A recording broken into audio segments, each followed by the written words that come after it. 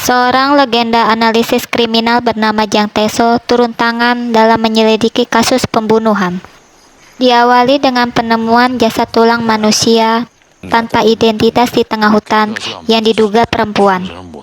Dengan keahlian serta pengalamannya, Jang Tae-soo bisa mengetahui metode pembunuhan serta pelakunya. Sikapnya yang dingin membuatnya tidak disukai sesama rekan polisi.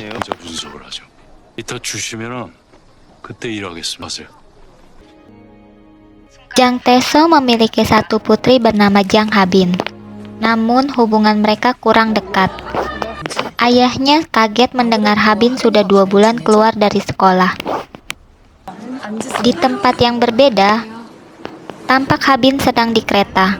Ha-bin tampak melihat ke arah 2 gadis yang ingin mencopet.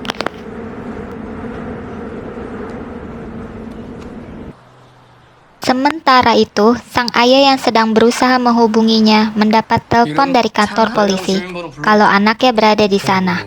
그때부터 아빠가 걱정이 많아. 모르는 사람 조심해라. 어떤 상황에서든 서로 보호할 줄은 알아야 한다. 썼어요. 그냥 뭐만 하네. 아버님 되시죠? Sampainya di sana, petugas menjelaskan kalau anaknya terlibat perkelahian di sekitar hotel dan juga ada ponsel curian di TKP. Ayahnya pun bertanya, tapi jawaban putrinya membuatnya ragu. 핸드폰도 쟤들이 훔친 거고.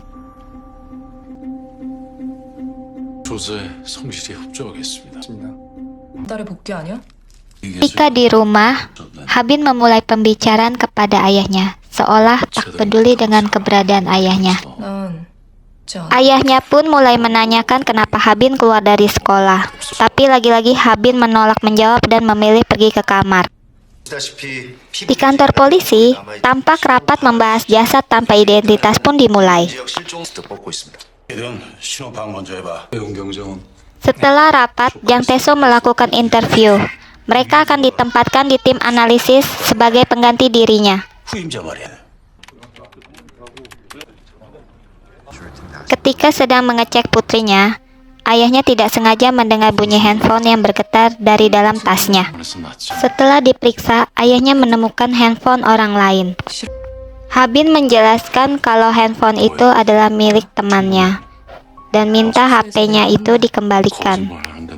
있고 솔직하게 말해. 줘. 와. Malamnya, Ha-bin tampak mengambil handphone tersebut. Esok harinya, Ha-bin diantar ayahnya untuk ikut karya wisata sekolah.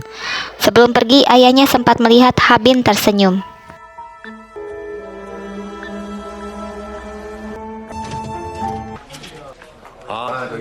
Di kantor polisi, tampak anak baru memulai kerja. Namun dia terkejut, ternyata rekan kerjanya juga diterima sebagai tim analisis. Sementara itu, ayahnya yang khawatir dengan putrinya mencoba mengirim pesan, namun tidak ada jawaban. 팀장, 여기가 구대웅 경장이. 진 경찰입니다. 아, 이효진. 들어가세요. Hingga malam pun Ha-bin masih tetap tidak menjawab. Tak lama petugas kemarin mengirim video. Ternyata memang benar Ha-bin tidak mencuri. Ayahnya merasa menyesal. Di saat sedang melamun, muncul istri Jang Tae-soo yang sudah meninggal. Istrinya mengingatkan suaminya supaya mempercayai putrinya sendiri. Di lokasi yang berbeda, tampak petugas polisi menemukan kasus pembunuhan yang baru. 같다고 하고요. 과수팀에서 추정하기로는 혈흔 양이 1이 있겠습니다. 항소 특사. Pak Jang ingin membantu menyelidiki kasus itu. Awalnya ditolak atasannya, tapi mengingat pengalamannya, dia diberi waktu 2 bulan untuk menyelesaikan kasus itu. Melihat TKP pertama, banyak kejanggalan di sekitar tempat kejadian. Pak Jang bersama timnya berdiskusi tapi belum ada hasil yang memuaskan. Pak Jang terlihat kesal karena timnya yang tidak bekerja dengan baik. Semuanya masih tampak abu-abu. Asumsi Jang Tae-soo pun membuat Kapten Oh marah, dan Pak Jang pun memilih untuk pergi. 어차피 뛰어다니는 건 내가 아닐 테니까요. 지금으로서 탄원할 수 있는 거 아무것도 없습니다. 그러면 얘기하겠습니다. Malam harinya, Pak Jang pun balik ke TKP. Dia tampak berjalan di tengah hutan dan melihat sosok Ha-bin di tengahnya. Habin pun berhenti di lokasi kejadian. Pak Jang yang terkejut langsung terbangun dari mimpinya. Dia langsung menghubungi putrinya namun tidak ada jawaban.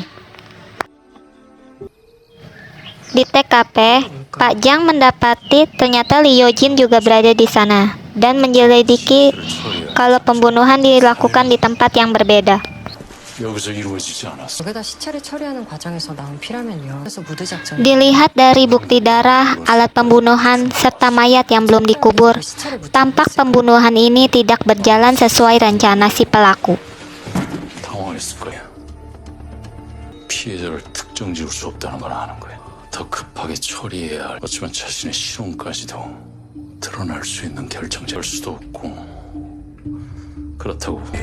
Di lokasi yang berbeda, tampak mobil sedang dibakar. 있을 수 있습니다.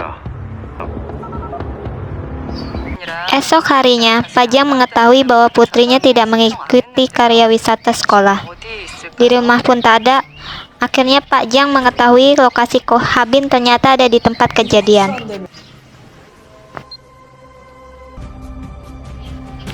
Pak Jang mulai berpikir, mungkin korban tersebut adalah anaknya Habin, karena Habin sulit dihubungi. 피해자 혈액형 뭐라고 그랬지? Pak Jang pun segera mengambil sampel darah miliknya supaya bisa dicocokkan dengan darah si korban. Selagi menunggu hasil, Pak Jang terus menghubungi putrinya. Dan untunglah hasilnya tidak cocok.